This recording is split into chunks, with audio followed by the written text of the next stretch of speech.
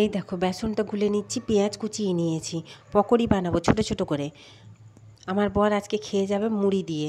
সকাল থেকে বাসি কাজকর্ম করে তোমার এসছি রান্নাঘরে। রুটি তরকারি আজকে নিয়ে যাবে না, ওই জন্য কোনো চাপ নেই, মানে হয়ে যাবে এটা এক্ষুনি।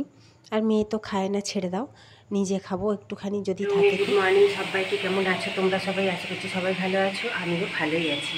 আজকে হচ্ছে সোমবার, 1 তারিখ, 1 জুলাই। তো এখন বাজে 8:15। প্রতিদিন চলে গেছে স্নান করতে। তো তোমার কিছু নিয়ে যাবে না, রুটি তরকারি শুধু খেয়ে যাবে। বললাম মুড়ি খেয়ে যাও, কারণ কালকে দুবেলায় মাংস খাওয়া হয়েছে, তো ওই জন্য মুড়ি খেয়ে যাবে। পেঁয়াজ দিয়ে একটু পকোড়ি বানিয়ে দিচ্ছি। তো তোমরা সারাদিনের ব্লগটা দেখতে থাকো, আশা করছি তোমাদের ভালো লাগবে। তো এই দেখো তেল বসিয়ে দিয়েছি, সাদা তেলে ভাজবো জানো তো। পকোড়ি বলো বেগুনি বলো, সাদা তেলে ভাজলে ওরা খেতে চায়।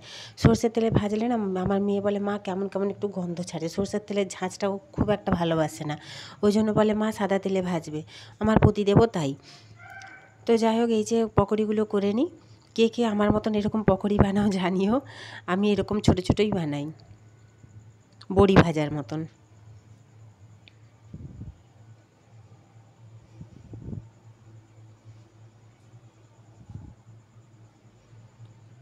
অল্পই করছি, বরের মতন।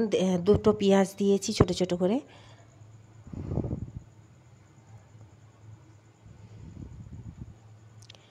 এটা দেখছো অনেক পরে, আমার নিজের খাদ্য এটি। দই দিয়ে মুড়ি খাবো, আমি তো দই দিয়ে খেতে ভালোবাসি, তোমরা জানো। আমার ঘরে পাতা দই, দইটা কি সুন্দর বসেছে না বলো। তো এটা তোমার রান্না বসিয়েছি। ভেন্ডি ছিল কয়েকটা ফ্রিজের মধ্যে, ওই ভেন্ডিগুলো ভাজতে দিয়েছি। ফ্রিজে না সেরকম কোনো সবজি নেই, পটল আর ভেন্ডি ছাড়া আর কিছুই নেই বলতে গেলে। আর তোমার ভেন্ডি করব ভাজা, আর আজকে না একটা তরকারি করব, কি বলো তো, যেটা আমি আজ পর্যন্ত কোনো দিন করিনি। এখন বাজে তোমার 1:10 মতন, অনেকটাই বেলা হয়ে গেছে। স্নান করে পুজো করতে, তারপরে নিচে 2টো মুড়ি খেলাম, দেখালাম তোমাদের দই দিয়ে। আমার তো দই হোক দুধ হোক যাই হোক দিয়ে খেলে আমার আর কিছু চাই না। তো মুড়ি খেলাম। মেয়েকে আজকে ছাতু সব ভুলে দিয়েছিলাম, একটুখানি খেয়েছে, দিয়ে আর খায়নি। মেয়ের অবশ্য কোনো চিন্তা নেই, ওই ভাতটা হয়ে গেলে ওকে খেতে দিয়ে দেবো, ওকে কিছু চাই না। চিকেন আছে, কালকে চিকেন আছে, আলু ঝোল আছে, ওর হয়ে যাবে।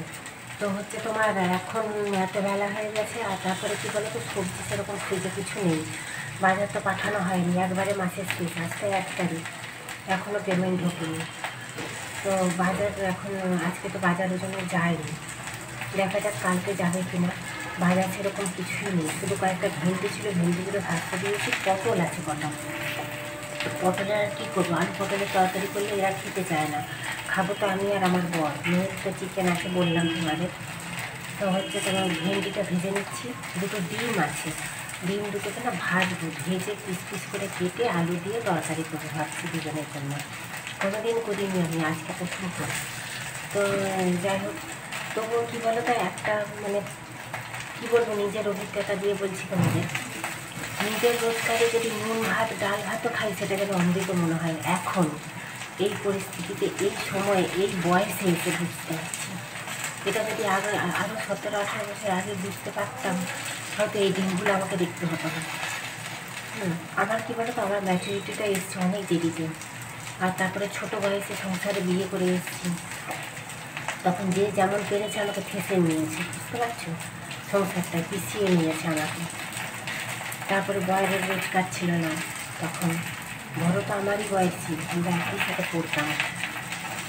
তো যাই হোক, এখন রান্নাগুলো করে নিই, আর বেশি বক বক করবো না তোমাদের সাথে। প্রতিদিন এখনও আসেন, দুপুরে এসে খেতে আসবে বলে গেছে। তো আমি রান্নাটা করে নিই, তোমরা দেখতে থাকো। দেখো রোদটা ভালোই উঠেছে, সকাল থেকে 2-3বার ঝিমঝিম ঝিমঝিম একদম হালকা বৃষ্টি হয়ে গেছে। চলো কয়েকটা জামা কাপড় আছে ছোটো ছোটো, সেগুলো মেলে দিই। সকালে নাইটিগুলো ধুয়ে মেলে দিয়েছিলাম, এই ঝুড়িটা না স্নান করার সময় ধুয়ে মেলে দিয়েছিলাম, ধুয়ে মানে শুকোতে দিয়ে দিয়েছিলাম। দেখো দড়ি দিয়ে বেঁধে ঝুলিয়ে দিয়েছি, এগুলো মেলে দিয়েছি। আর নাইটিগুলো তুলে নিয়েছি, নাইটিগুলো শুকিয়ে গেছে।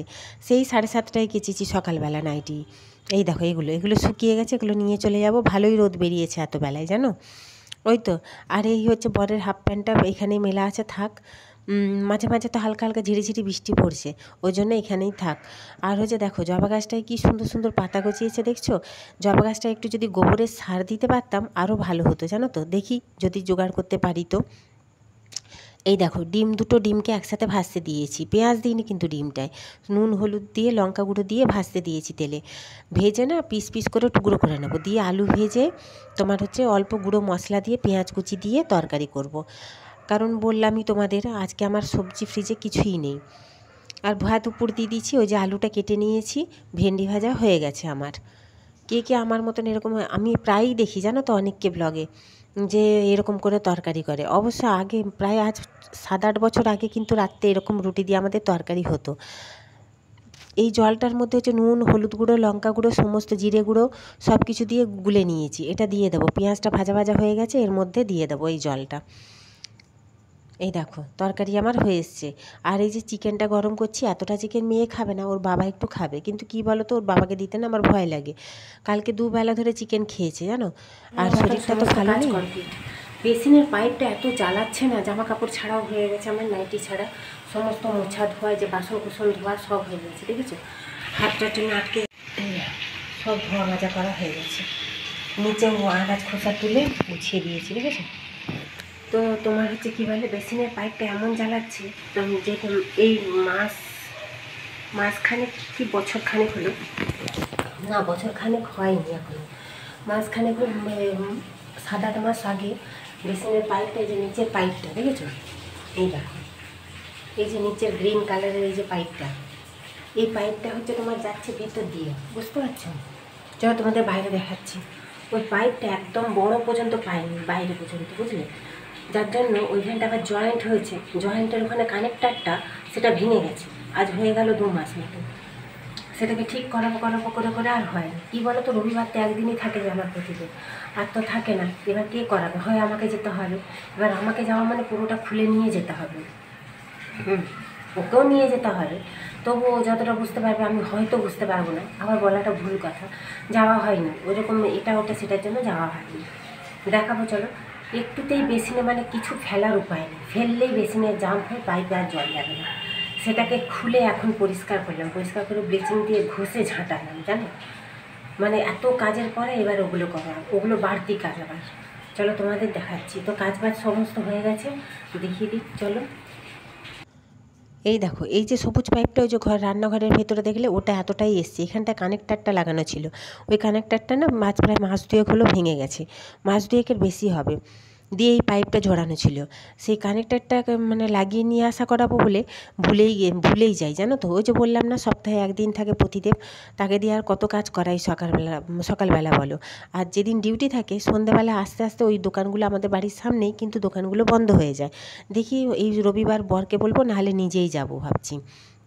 সন্ধ্যে 7টা না বাজতে না এই সামনের হার্ডওয়্যার্সের দোকানগুলো বন্ধ হয়ে যায়।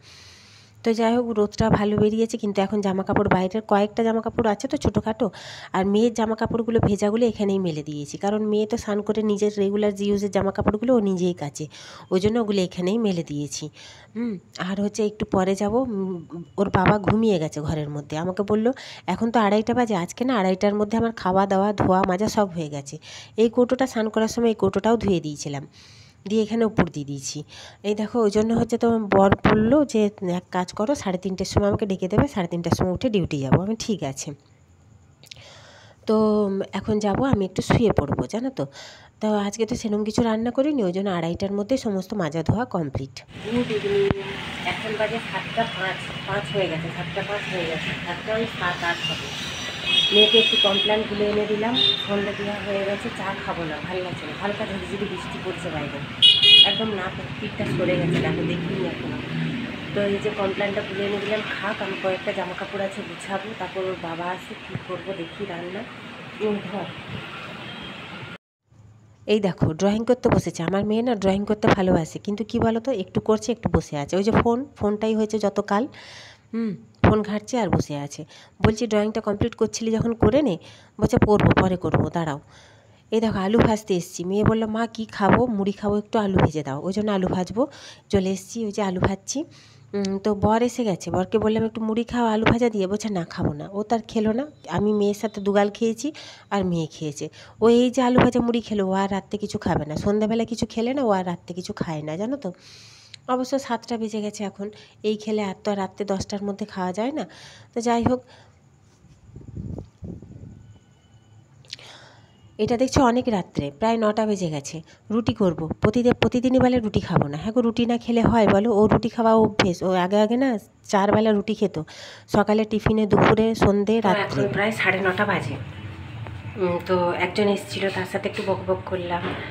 তারপরে বোন ফোন করেছিল, বোনের সাথে একটু বকবক করলাম। দিয়ে হচ্ছে তোমার বর এসছে, বরকে বললাম তাহলে রুটি খাও।